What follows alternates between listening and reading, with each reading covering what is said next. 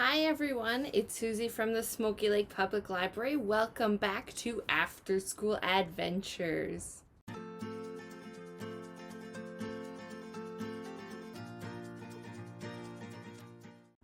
This week we're going to be doing a couple of boredom buster crafts. So we're going to be making a homemade fidget spinner. I'll explain that more if you've never heard of a fidget spinner.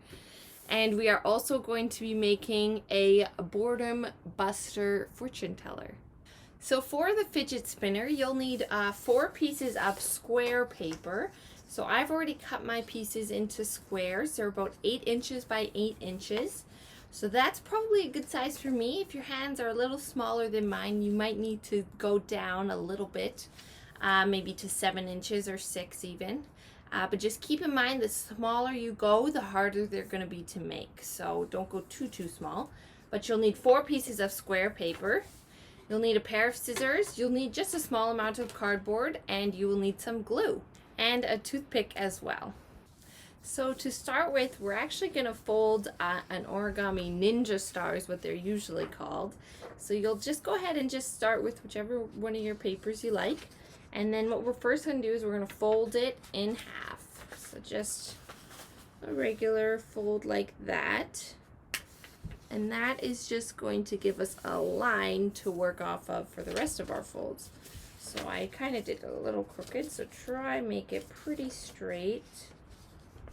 So I'm just going to clean that up. There. So once you have that first fold just in half, open it back up and then place it down.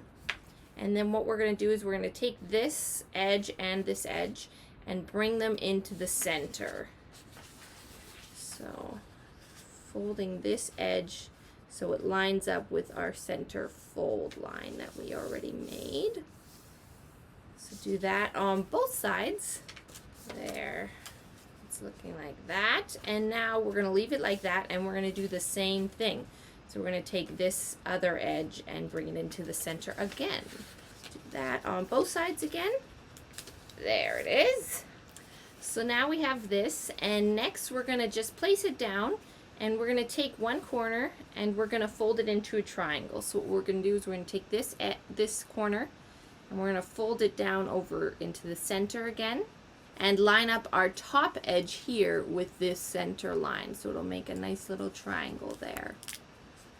So go ahead and do that. So here's how it was, and I just folded it down there.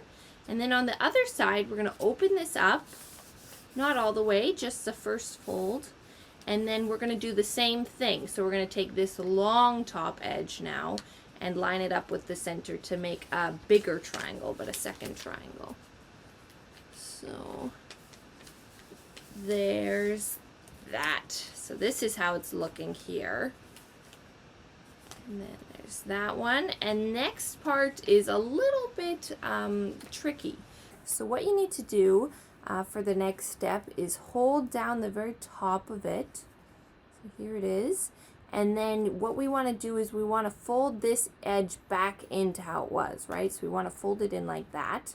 But then our big triangle is going to kind of puff out in a weird way. So what we need to do is fold it in, and you can go ahead and stick a finger underneath your big triangle just to keep it from folding up. And so your big triangle, here I'll put it back, this corner eventually has to go up to this point part. So fold it in, and then you want to push it so that this entire thing is all continuous, so all the folds are hidden. So we'll take that corner and we will fold it up. There, so you can see on this side where my big triangle was, there are no folds at all. It's just all flat versus this side has its little triangle. So I'll show you how it looks like on the inside. So it's got a little V shape in it. So my triangle was originally like this, and then we fold in and pull this, fold in, pulling this corner up to the top. And there you go. So the next step will be to just fold this in half. So just bring your two edges together like that. And then you should see if you did that previous tricky fold correctly. It looks like there's a little envelope, see, on the one side. So there's one side with no envelope and a side with an envelope. So we want to then fold our paper up and meeting this corner piece here. So I want the edge and the corner to be at the same height like that. And I want the side with the envelope to be on the opposite side of the long edge. So then I fold it up and then I fold a triangle down and into the envelope. So folding it down and tucking it in. And there you go. So that is the first part. Now we need to make 3 more.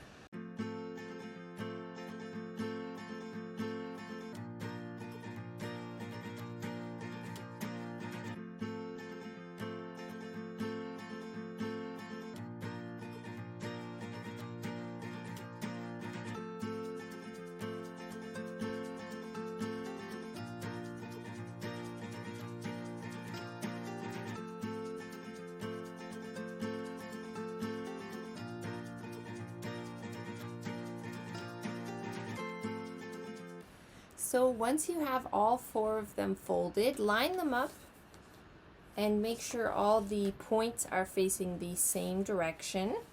And now what we're going to do is we're going to put them together. So go ahead and just grab whichever one you like and open it up. So there's 4 layers, so just open it up in the center. So between having 2 layers on each side. And then we want to tuck another one in with its point going out. But you want to make sure that the point is not being flipped over, right? So just make sure you twist it instead of turning it. So go ahead and tuck one in there. And then these bits where you folded it into your little envelope on the end might pop out while you're doing that, but that's okay. It's nothing to worry about. So take another one and twist it all the way around until it's going the opposite way of your other horizontal one. And then we're going to slide this one that's going vertically inside of that one. So here is how it's looking. And then finally we've got, we need one more pointing down, right? So go ahead and twist it so it's pointing down. So now what everything needs is one going inside of it and one going over top of it, right? So this vertical one has one that's going inside and one that's going over. So this one needs one that's going inside, right? And this one needs one that's going over. So go ahead and slide this inside first. So open it up. And then this needs to go inside. There. So once you have everything kind of correct, just kind of shove it all together until all these center pieces are as far in as they can go, right? So this part you want to push in and let the point stick out as much as you can.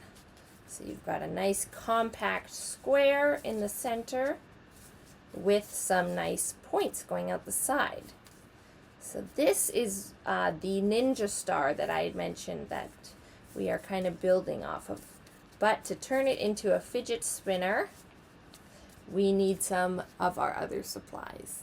So first thing we're going to do to make our fidget spinner is just cut out 2 little cardboard circles. So these are where your fingers are going to rest. So I guess I should explain, if you don't know what a fidget spinner is, it's kind of, it's something that you just hold and then you're able to spin in your hand. Right now it won't work, obviously, because I do not have it all made yet, but you hold it in one spot and then it spins around.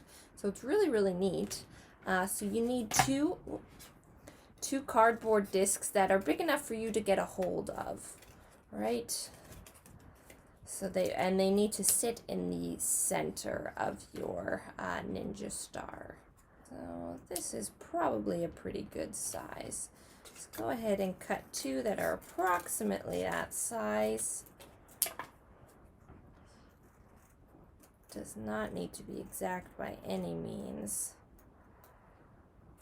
Alright, so there. So now that you've got that, then you need to just poke a hole through each right in the center. So go ahead and just poke your toothpick through, if that'll work. Maybe it's a little tough. I'm going to get a safety pin instead. So go ahead and be careful, but use a pin to get started if you have to. So just right through the center, like I said, just to poke through.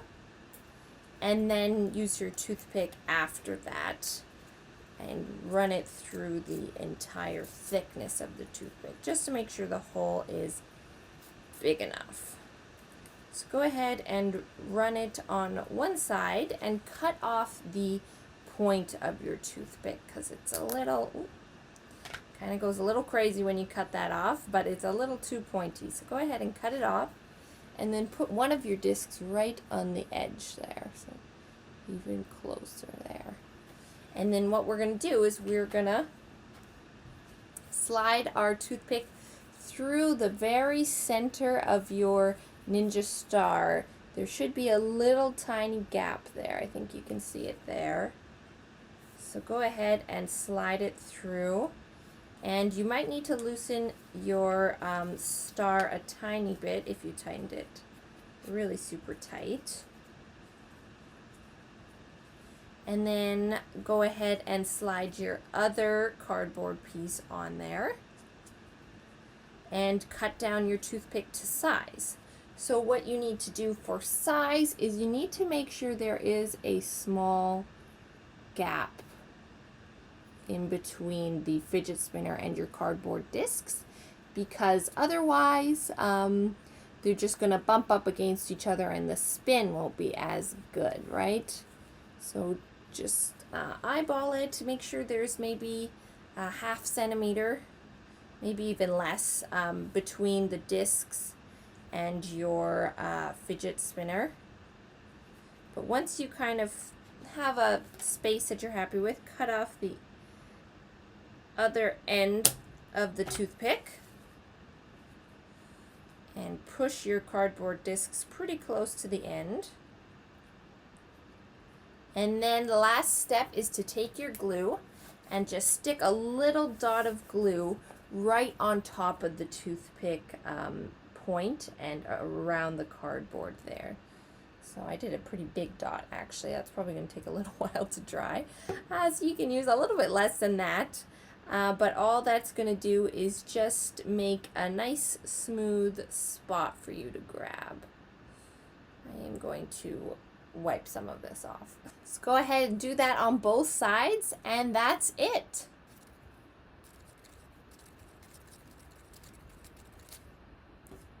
Pretty cool. Alright, so our next craft is our fortune teller boredom buster. So what we're going to do is we're going to make a little fortune teller origami thing. They're sometimes called cootie catchers, if you've heard of those. But what it is it's a game that you can play, and then you're going to get a result, and then the idea is you have to do that result. So some of the things I was thinking of is go play outside, go draw a picture, go clean your room, go make something in the kitchen, go and play a board game, go and build a house of cards, that kind of thing. So the idea is if you're bored and you don't know what to do, you have something to tell you what to do. So all you need for this one is a big sheet of paper. It needs to be square. And then you also need a pen or a pencil to fill it all in, and maybe you want to decorate it. But I have my big sheet of paper here. It is, like I said, a square already. It's extra big. Yours doesn't need to be as big as mine. But if you are using a patterned piece of paper like I am, start with the pattern on the bottom, and let's get started. So first thing first, go ahead and take your paper and just fold the corners together so it'll make a ginormous triangle. just take the opposing corners and meet them up, and then line up the sides as well. And push down hard on the folds because we want that line to be visible to us. So that's how it's looking, and then do the same thing the opposite way. Okay, so here's how it's looking so far. So I've just got a nice X fold on my paper. Now what we need to do is take the corners and fold them into this center point of our X. So go ahead and just bring it in right to the center and push it back and push down, and make sure that you get a nice crease again.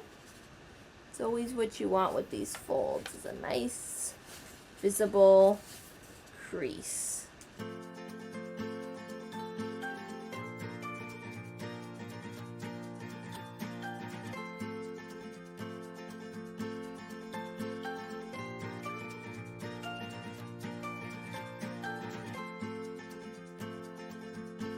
So now you've got a smaller square.